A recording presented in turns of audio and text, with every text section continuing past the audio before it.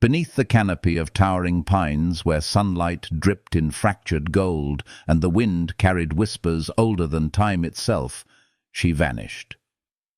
Isabella Blackwood was no longer the delicate daughter of privilege the world once knew. She had become a ghost who moved with the quiet grace of shadows, a breath against the moss, a fleeting shimmer beside the stream. Her story began the night she ran from the house that was no home, from the father whose cruelty carved scars deeper than any wound of flesh. In the hush of the forest she found both exile and salvation, carrying nothing but a book of her mother's poetry, a knife fashioned from desperation, and the trembling heartbeat of a girl who refused to be owned. 7 years blurred into one endless season of survival, and in that season she was reborn. The wild, stripped-away silk gowns and gilded cages, leaving her skin weathered, her hands strong, her amber eyes alert and untamed. Each morning dew kissed her lashes as she bent over snares set with trembling hands that grew steady over time. Each night she whispered fragments of memory into the darkness. Her mother's laughter, the scent of roses in summer, the sound of crystal shattering under her father's rage, until the forest absorbed them like secrets pressed into soil. Hunger taught her patience, storms taught her endurance, silence taught her to listen to the language of the earth.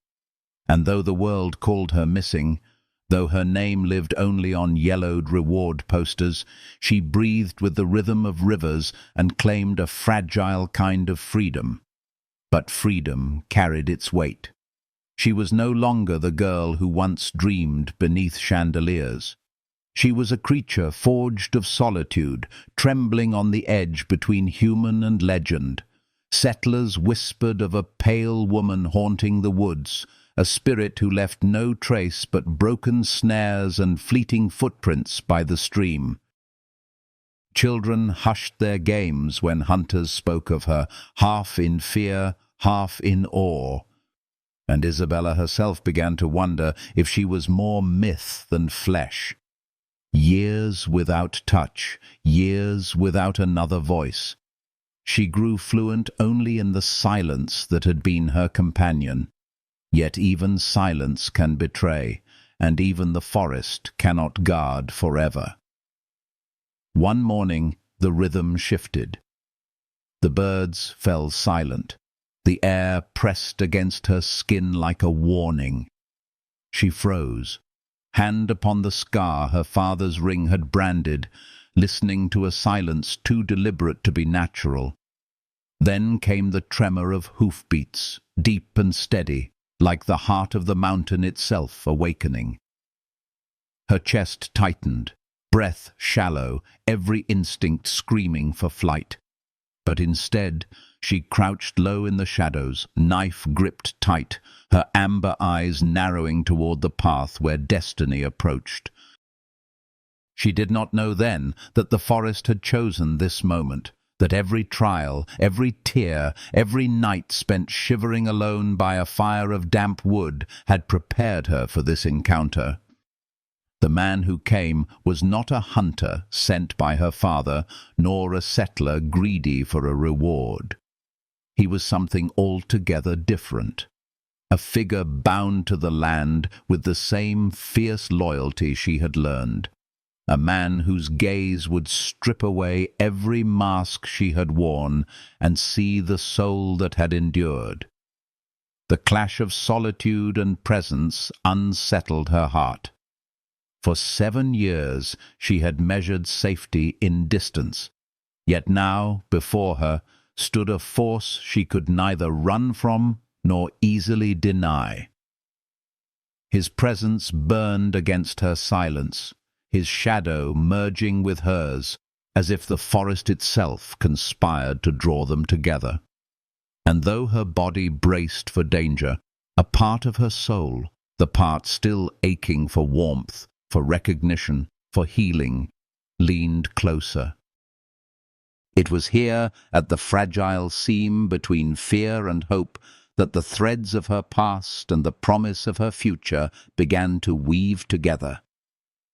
And as you linger here, listening to Isabella's story unfold, let your heart rest in its rhythm. Sometimes survival births the most unexpected kind of love, and sometimes the darkest exile leads to the most luminous homecoming. If her journey stirs something within you, let yourself breathe deeply. Let the healing imagery wash gently over your soul. And if you feel comfort in these words, do not forget to like, to share your thoughts in the comments, and to subscribe so that you may walk with her step by step as shadows give way to light and a broken heart learns to beat again. For this is only the beginning, and what waits ahead is more than survival. It is the awakening of love. The first time Isabella saw him, the forest itself seemed to hold its breath. He emerged from the shifting shadows as though carved from the mountain's bones, tall, broad-shouldered, his dark braid heavy with an eagle feather that caught the trembling shafts of light. His gaze was not the predatory sharpness of hunters or the greedy lust of those who sought the bounty on her head. It was something steadier, something that reached beyond her ragged skin and tangled hair, piercing the solitude she had built like walls of stone. For a heartbeat she forgot the knife in her hand, forgot the snare she had just checked, forgot even the years she had worn loneliness like armor. The air between them thickened, fragile and charged, as though the spirits of the forest whispered of a meeting written long before either of them was born. He did not move toward her, and that unsettled her more than pursuit would have. He simply stood, patient as the earth, holding out a strip of dried venison, his offering placed upon the stone as if presenting a peace treaty between strangers. The gesture disarmed her more than weapons ever could. Her throat ached with the rust of disuse as she forced words out, sharp, defensive, the growl of a wounded creature that still knew how to fight. But his voice came low and steady, words carrying the cadence of rivers and wind, each syllable wrapping around her with the gentleness of a healing balm. He spoke not of capturing her, not of reward or betrayal, but of admiration, of survival where most would have perished. Her body resisted, every instinct coiled to flee, yet something deeper urged her to stay, to listen. His name, Takakota, lingered on the air like an echo of stone striking stone, firm and unyielding, yet softened by the warmth of his tone. When he spoke of rumors that drifted through the settlements, the pale forest ghost, the spirit woman who moved unseen, she felt her chest tighten with shame and pride interwoven.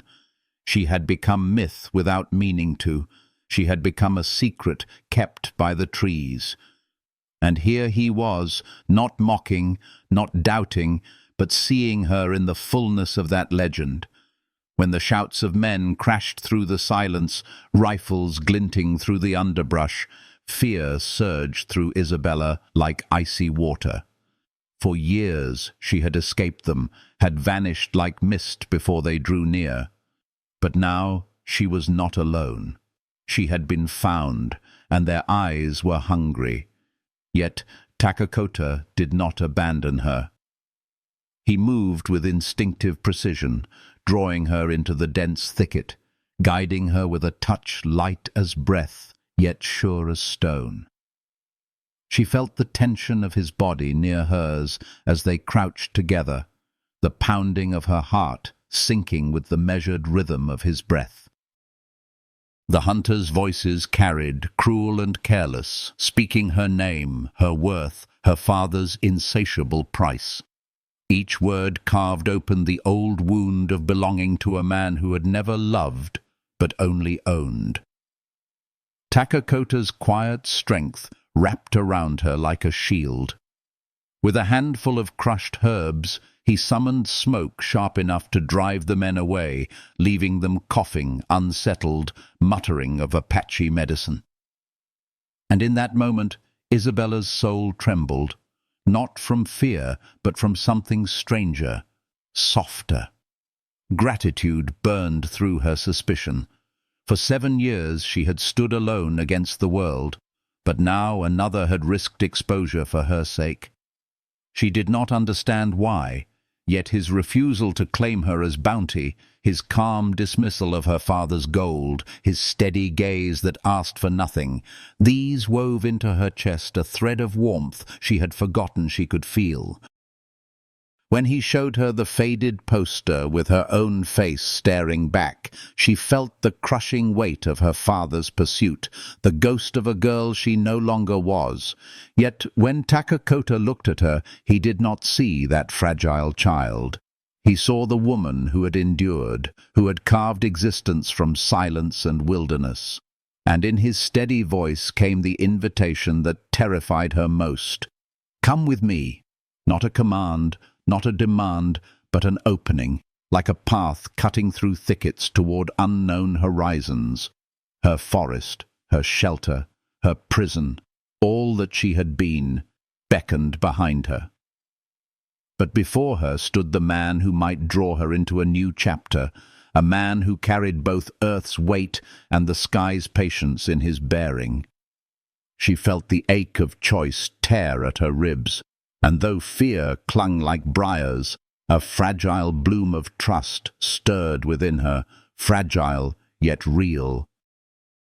For the first time in years, she considered not fleeing deeper into shadows, but stepping toward another human being. And so, beneath the watchful branches, Isabella's story began to shift, carrying her from solitude into something she had not dared to name, connection, perhaps even healing, and toward a journey where survival would no longer be enough. Night wrapped itself around the forest like a velvet shroud, and for the first time in years, Isabella was not alone in its embrace. The rhythm of Takakota's footsteps guided her through the undergrowth, steady as a heartbeat, unhurried, certain. She carried little, a knife worn smooth by her hand, a bundle of herbs bound in twine, and the book of her mother's poetry pressed close against her chest. Yet it felt as though she carried the weight of an entire world, every memory of flight and fear stitched into her skin. Behind them, danger lingered like the echo of fading thunder. Ahead of them, something unknown stretched wide and uncharted, trembling with possibility. She matched his pace with surprising ease. 7 years in the wilderness had taught her silence, stealth, and endurance. And though Takakota was the most skilled tracker of his people, Isabella did not stumble. When he turned to glance at her, there was no pity in his eyes, no condescension, only the quiet respect of one survivor recognizing another. That unspoken acknowledgement eased something inside her she hadn't realized was still raw. For so long she had fought to prove, even to herself, that she was more than a helpless fugitive. Now, here was a man who needed no convincing. He saw it plainly. At the cave behind the waterfall, where moonlight fractured into silver spray, they rested. The fire he built glowed low and smokeless, its warmth curling into her chilled bones. She sat close enough to feel its comfort, yet kept her back against the stone wall, every muscle braced for betrayal. But Takakota did not press closer. He gave her space, tending to the flames with hands that moved with both strength and care. When he finally offered her dried berries and meat, his voice held no demand, only quiet generosity. She accepted, tasting flavors richer than anything she had known in years. For a fleeting moment she let herself imagine what it would be like to eat this way always, not scavenging, not fighting for scraps, but receiving nourishment freely given.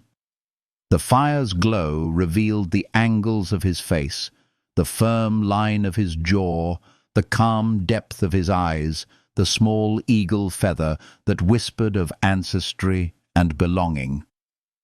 Isabella studied him with wary fascination, the way one studies a river, aware it can heal thirst, yet cautious of its current. When she asked him why he helped her, his answer was not cloaked in riddles.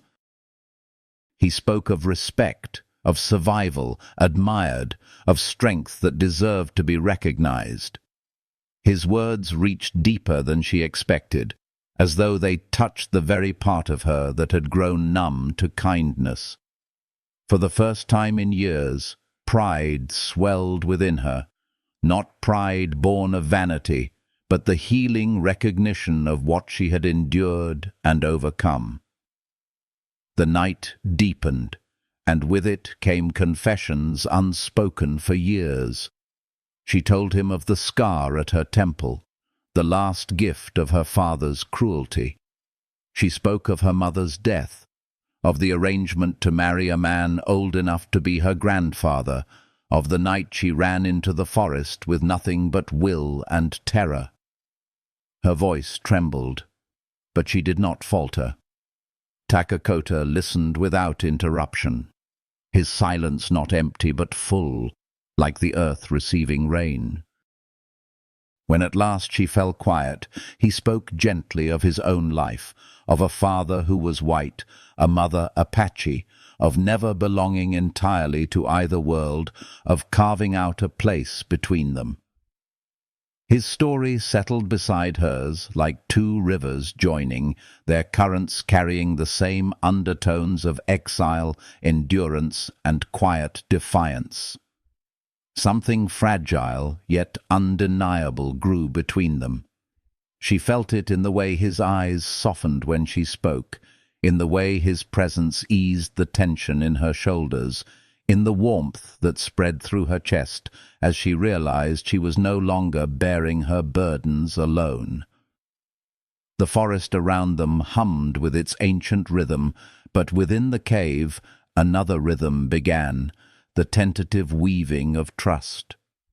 For years she had believed trust was weakness, that it led only to chains and bruises. Yet here, with this man who had every chance to betray her and did not, trust felt like the first step toward freedom. She traced the beadwork of the small medicine pouch he gave her, feeling the intricate patterns beneath her fingertips. Protection, he told her, crafted by his grandmother. It was the first true gift she had received in 7 long years, a symbol that her existence meant something more than survival. Tears burned in her eyes, though she blinked them away, unwilling to expose such softness. Still, her heart whispered a truth she could not silence.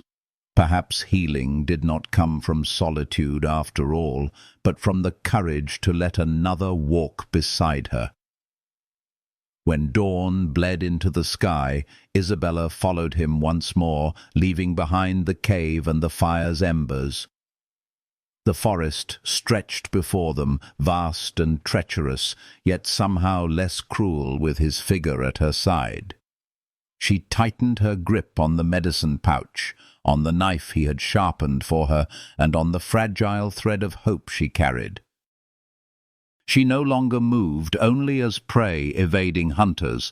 She moved as a woman stepping into the fragile promise of something more. The path wound onward, not only toward his people, but toward the unspoken bond unfolding between them. An ember that, if nurtured, might yet become flame. The path toward his people wound like a hidden ribbon through valleys and ridges, a trail that tested both body and spirit. Isabella followed, each step carrying her farther from the shadows of her old life and deeper into a rhythm she had never known. For 7 years the forest had been her only companion, yet now every rustle of leaves, every bird's call, every breath of wind seemed shared. The silence between them was not the hollow silence of solitude, but something alive, threaded with the subtle warmth of connection. She matched Takakota's pace with quiet determination, her body hardened by years of survival, her mind alert yet oddly comforted by the certainty of his presence. By nightfall, they reached the edge of a basin where smoke rose faintly from a cluster of lodges.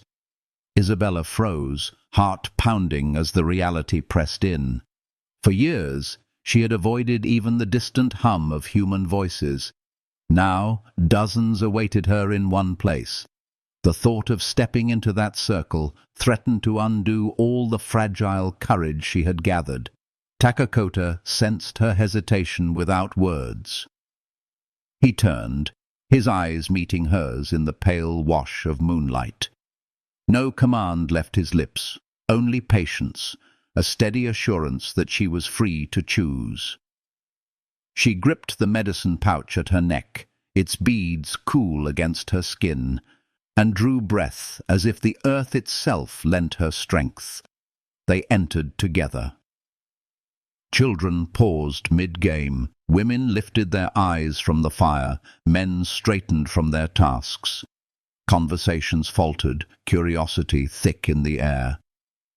Isabella felt every gaze upon her, and instinct screamed to retreat into the forest. But Takakota's stride never wavered, and his presence beside her anchored her trembling spirit. He spoke to the elders in his tongue, gestures deliberate, voice firm, but calm. Though she could not understand the words, she recognized the cadence of respect, the gravity of introduction. At the center fire sat an old woman whose gaze pierced sharper than any blade. Her hair was silvered, her face a map of years, yet her eyes held both wisdom and welcome. Slowly she rose and approached Isabella. The woman circled her once, murmuring words Isabella could not decipher. Then, with hands as light as autumn leaves, she laid a woven shawl across Isabella's shoulders. The fabric smelled faintly of cedar smoke and sage, its patterns telling stories Isabella did not yet know. Takakota's voice translated softly. This was no ordinary garment, but a story blanket, a symbol of recognition and protection. To be draped in it meant she had been claimed under the elders' guardianship, folded into their circle. Isabella's breath caught. For so long she had been nothing but hunted prey, a shadow surviving on the edges of society.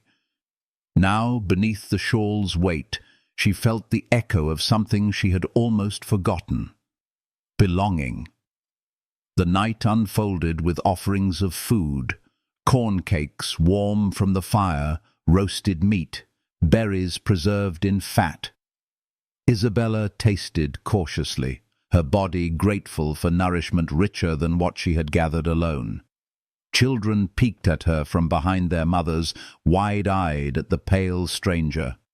One little girl, bold with curiosity, reached out to touch Isabella's long, tangled hair, whispering questions. Through a young woman who spoke both tongues, Isabella answered gently, no, she was no spirit, only a woman the forest had taught to listen, to wait, to survive. The child nodded solemnly, satisfied, and her small hand lingered in Isabella's hair a moment longer before retreating. Something in that innocent touch loosened the last knots of isolation inside her heart. Later, when the camp quieted, she lay in a small shelter arranged with furs, the shawl still around her shoulders.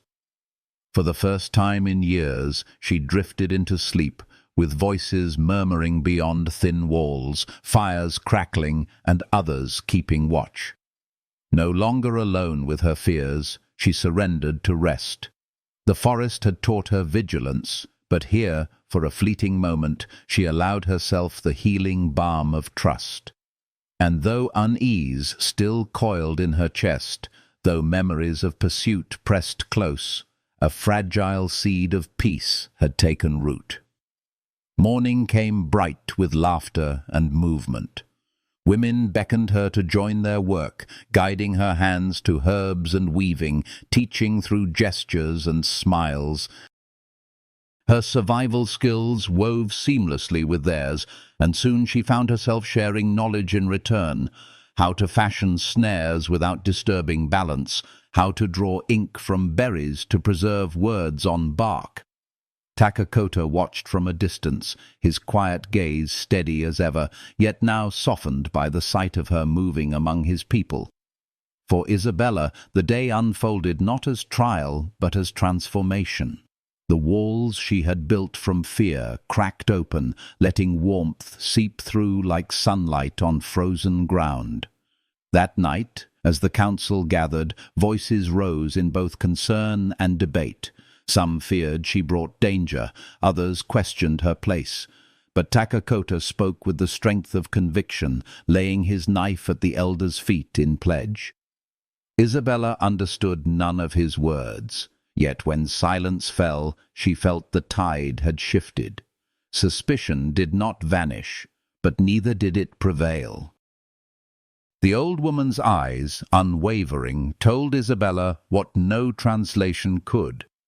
She was no longer invisible, no longer a shadow. She was becoming part of something larger than herself. Beneath the stars, wrapped in the elder's blanket, Isabella traced its patterns with her fingers, wondering at the stories they told and at the new one she had begun to write. The forest had shaped her into survival, but here among these people, beside Takakota's unwavering strength, she was learning something even more precious, the first trembling notes of healing that whispered she was not destined to walk her path alone. Dawn painted the sky in muted rose and amber, and Isabella woke to sounds she had not known for 7 years. Voices, laughter, the thud of small feet chasing one another between lodges, the cadence of a people beginning their day. For a long moment she lay still beneath the elder's story blanket, her hand resting over its patterns as if to assure herself it was not a dream.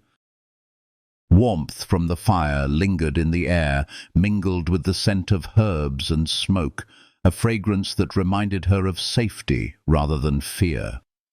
She rose quickly, her body restless from years of vigilance, yet when she stepped outside, no one turned her away. Women nodded acknowledgment, some cautious, some curious, but all softened by the weight of Grandmother Makia's acceptance. Kimi, the young woman who had translated for her, appeared with a steaming bowl, offering it with a shy smile. Isabella accepted, tasting the sweetness of porridge laced with berries, her throat aching with gratitude.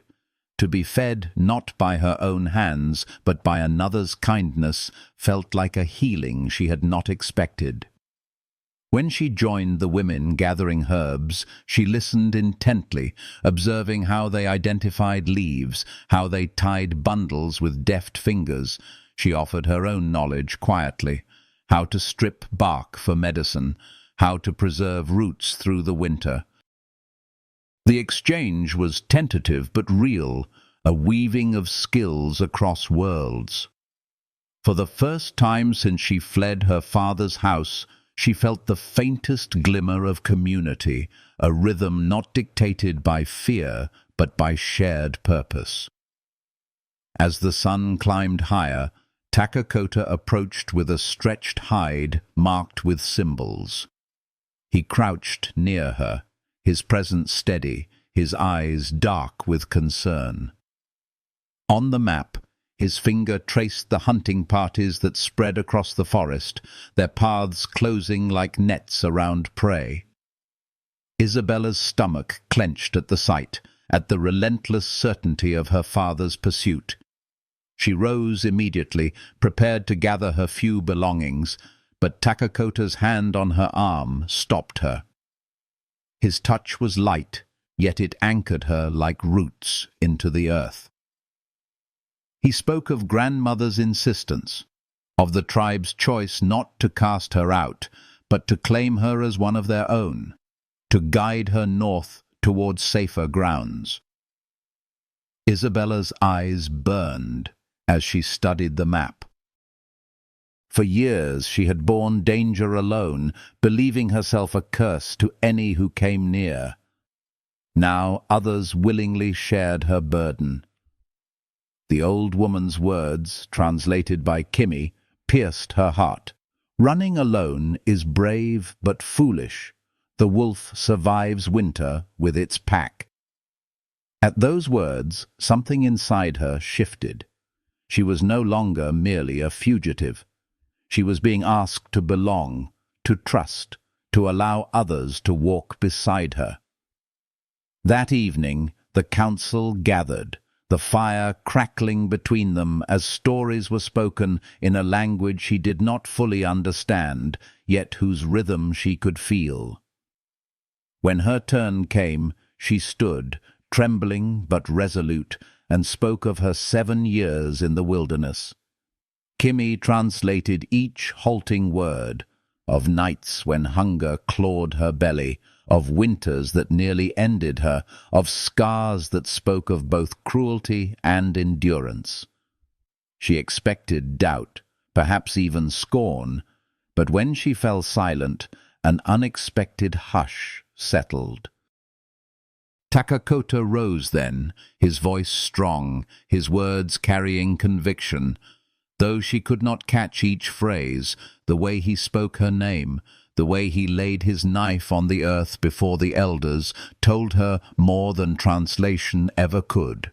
He was binding his honor to hers. When the council dismissed, suspicion had not vanished, but the tide had turned. No one drove her away. No one dismissed her survival as accident.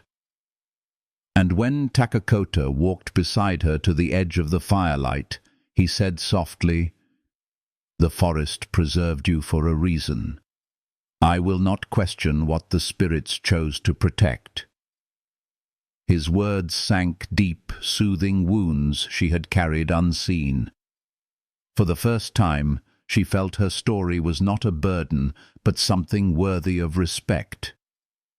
That night, wrapped in the elder's blanket, Isabella lay awake beneath the stars. The sound of drums from distant fires pulsed like a heartbeat through the night air, mingling with the laughter of children and the quiet murmur of families settling into sleep. She pressed her hand to the medicine pouch at her chest, its beads cool against her skin, and let the warmth of belonging seep through her bones. The forest had taught her solitude, but here she was, beginning to learn the healing of connection. The gentle truth that strength did not diminish when shared, it grew. And though danger still prowled beyond the campfires, for the first time in 7 years, Isabella closed her eyes and surrendered not to fear, but to the fragile comfort of trust. The journey north began beneath a sky the color of pale fire, the tribe moving like water flowing over stone, fluid, purposeful, leaving no trace but the quiet echo of footsteps. Isabella walked among the women and children, her shoulders wrapped in the elder's blanket, her senses alive to every sound of the forest. 7 years she had lived in solitude, guided only by instinct and fear, yet now she was part of something larger, her pace woven into the rhythm of a people who had chosen to claim her. She carried little, her knife, her mother's book, the pouch Takakota had given her. Each object held meaning, each a reminder that she was no longer a ghost, but a woman beginning to step back into life. Days unfolded in quiet ritual. At dawn, women gathered herbs, their hands swift and sure, teaching Isabella to recognize leaves whose secrets she had overlooked. In return, she showed them snares she had built in her years alone, small contraptions of twigs and stone that fed her when the forest was lean. They marveled at her inventions, laughing softly when she confessed her surprise that they worked at all. In these exchanges, something gentle unfurled, a weaving of knowledge that crossed boundaries of culture and blood, a healing of old divisions that had once seemed unbridgeable. Takakota often ranged ahead with the warriors, scouting paths, reading trails invisible to untrained eyes. Yet each evening he returned, his presence grounding her like roots binding earth. He spoke little, but when his eyes found hers across the fire, words became unnecessary. Isabella felt it then, the fragile bond forming between them, not yet spoken aloud, but alive in every gesture, every glance. She caught herself smiling once as she watched him mend an arrow by firelight, the small curve of his lips when he noticed her gaze sending warmth into her chest that she tried and failed to hide. Not all eyes welcomed her. Some men watched with suspicion, voices rising in council, arguments flaring over the danger she carried. One evening, accusations boiled over, and a young warrior stood, pointing at her with sharp words Isabella did not understand. Kimmy whispered the translation. He demanded she be given to the white men rather than endanger the tribe. For a breath, the firelight blurred, and Isabella's heart sank. She had feared this moment from the instant she stepped into their camp. Yet before despair could claim her, Takakota rose. His voice cut through the clamor, low and commanding, his words delivered with the weight of stone. Then, before the elders, he laid his hunting knife on the earth, the gesture one of pledge, of honor, intertwined with hers. The silence that followed pressed against her skin like a blessing. Though she did not know his language, she knew what he had offered. His place, his trust, his name bound to her survival. That night, when the council dispersed and shadows stretched long, Isabella sat near the fire's edge, tracing the beadwork of her pouch with trembling fingers. Takakota joined her, the quiet between them tender as breath. "Why?" she whispered, though the word carried a lifetime of fear. His gaze met hers, steady and unwavering. "Because the forest preserved you when it could have claimed you," he answered simply. "And I do not question the wisdom of the spirits." His words wrapped around her like the warmth of the blanket on her shoulders, a balm against the wounds of years. For so long she had believed herself a curse, hunted and despised. But in his voice, in his calm certainty, she found something she had not dared to imagine. Acceptance. She looked up at the stars that shimmered above, brighter here than they had ever been through the forest canopy. For years she had stared at those same constellations in solitude, whispering her mother's name into the night. Now, beneath their eternal light, she felt the beginning of something different. Not survival, not fear, but the fragile blooming of hope. The tribe moved again at dawn, splitting into groups to confuse the hunters. Isabella traveled with Takakota, with grandmother Makia, with Kimmy, the path leading into high passes where snow clung to the edges of stone. The air grew thin, the trail treacherous, yet Isabella walked with strength, born not only of solitude, but of the quiet knowledge that she was no longer alone. When Takakota glanced back to check her footing, she lifted her chin, determination steady in her eyes. The forest had taught her endurance, but now she carried more than survival in her steps. She carried belonging, trust, and the first stirrings of love. And though danger pressed close, though her father's shadow still reached for her, she moved forward, step by step, into a future where the possibility of healing waited just beyond the horizon. The mountains loomed like ancient guardians, their ridges etched with snow, their silence heavier than any words. Isabella followed Takakota and the others into paths few dared to tread, where the air thinned and every step demanded both courage and endurance. The forest of her solitude had been harsh, but this wilderness tested something deeper, pressing her body, her spirit, and her will. She steadied Grandmother Makia over jagged rocks, Kimi close beside them, while Takakota led with his unwavering stride.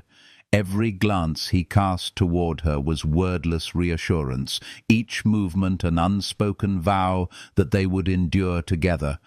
Nights in the high passes brought a cold that sank into her bones. Yet even here there was warmth.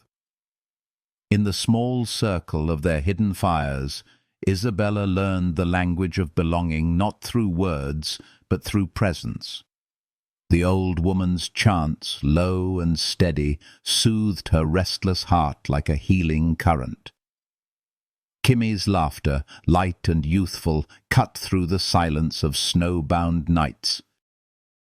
And Takakota's quiet vigilance, his eyes reflecting firelight, wrapped around her like invisible armor. For the first time since childhood, Isabella drifted to sleep, not with fear pressing against her chest, but with the fragile peace of knowing another kept watch. It was in those nights that her dreams shifted. Once haunted by her father's voice, by the echo of footsteps hunting her, she now dreamed of rivers, of wide valleys, of children's laughter carried on wind. In Takakota's presence, she sensed not only safety but possibility, a path beyond survival, one that led to life itself. He gave her a knife forged by his father's hands, placing it in hers with the solemnity of a vow.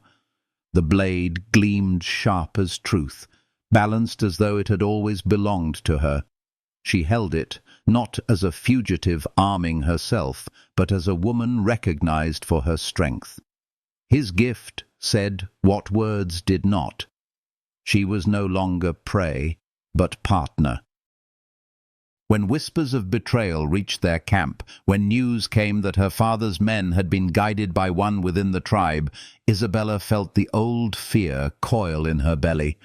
But instead of retreating into silence as she once would have, she stood firm, her voice steady, declaring that she would not bring destruction upon those who sheltered her. She expected rejection, yet Grandmother Makia's hand found hers, the elder's frail strength carrying the weight of mountains. "The wolf does not abandon its own," Kimi translated softly, her eyes glistening. And Isabella, trembling with gratitude, understood. For the first time, she was not merely tolerated, she was claimed. The canyon they entered next was no ordinary passage, but a crucible of spirit, a place where echoes turned into voices and shadows whispered the deepest fears of the heart. The walls pressed close, and the voices of her past rose around her, her father's command, her mother's final cry, the frightened girl she had once been. Yet she did not falter. The eagle feather Takakota had pressed into her hand, burned with warmth, anchoring her to the present, reminding her of who she had become. When she staggered under the weight of those voices, his touch steadied her elbow, his voice low but certain. "The canyon knows only what you fear.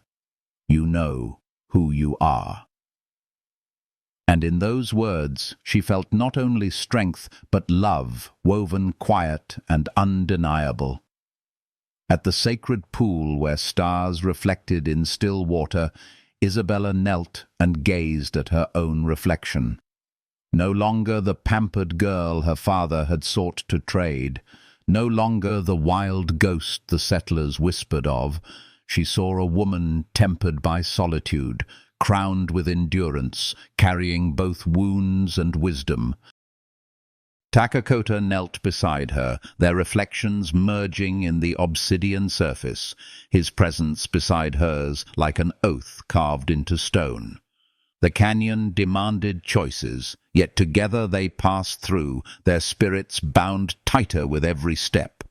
When at last the shadows gave way and sunlight poured over them, Isabella breathed as though for the first time.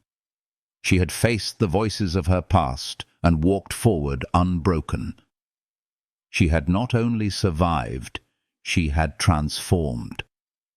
And as Takakota's hand brushed hers in the quiet aftermath, steady and warm, she knew that the healing she sought was no longer in solitude, but in the courage to trust, to belong, and to love. Ahead lay battles still to come. Her father's shadow, not yet banished, but within her pulsed a strength she had never known, woven from both her scars and the warmth of the bond she and Takakota now carried into the waiting world. Sunlight spilled across the hidden valley as if the heavens themselves had parted to welcome her rebirth.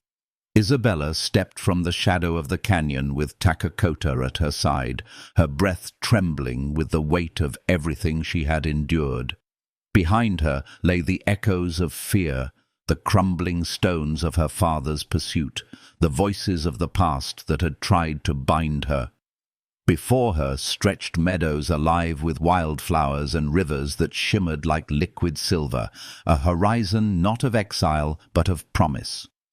For 7 years she had lived only to survive, yet in this moment she felt something altogether different take root within her, a quiet wholeness, a healing that ran deeper than any wound. The tribe welcomed her not as a fragile guest, but as kin. Grandmother Makia draped the story blanket across her shoulders once more, and this time Isabella did not tremble beneath its weight.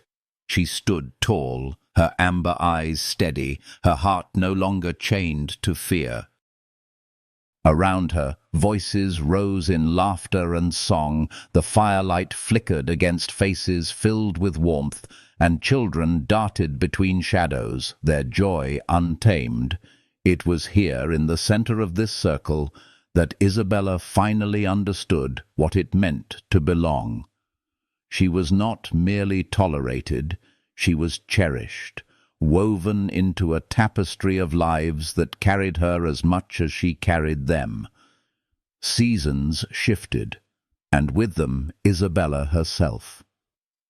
She learned the songs of the women as they gathered herbs in the dawn mist, her voice blending into melodies older than the mountains. She learned to stitch patterns into cloth, each bead a story, each thread a prayer. She watched children grow and found her heart softening when they sought her for tales of the forest ghost she had once been. And always Takakota remained close, his presence not a cage, but a horizon, steady as the mountains, warm as the fire, a love that did not bind, but freed her. In his gaze she discovered not only affection, but recognition, a mirror of her own strength. Together they bridged 2 worlds, weaving them not into conflict, but into harmony. The years that followed were no longer haunted by running footsteps. Instead, they were filled with new beginnings. Marriage beneath the sacred fire, laughter spilling into nights lit by stars, the birth of a daughter whose eyes carried Isabella's amber fire and Takakota's grounding calm. That child became their living promise, a bond between wilderness and tribe, between pain and healing, between the past that had once broken Isabella and the future she now dared to shape. With each step, each sunrise, she discovered that healing was not forgetting, but transforming, turning scars into stories, grief into wisdom, and solitude into love. One evening, as twilight brushed the valley in violet light, Isabella sat beside the fire with Takakota and their child sleeping in her arms. The old fears no longer ruled her. They had become distant echoes swallowed by the canyon behind her. What filled her now was peace, the kind that grows slowly, quietly, like roots deepening in fertile soil. She realized then that her life had not been stolen by her father, nor wasted in the years of flight. Every hardship had been shaping her, preparing her for this moment of belonging, of love, of freedom chosen and claimed. And as she gazed into the flames, Isabella thought not only of her own healing, but of those who listened to her story, souls who carried their own scars, their own battles, their own silent exiles. To them she offered her truth, that even in the darkest wilderness light waits, that love, when it comes, can mend the most shattered heart, that survival is not the end, but the beginning of truly living. If her journey touches something inside you, let it remind you of your own strength, your own healing path, your own capacity for love.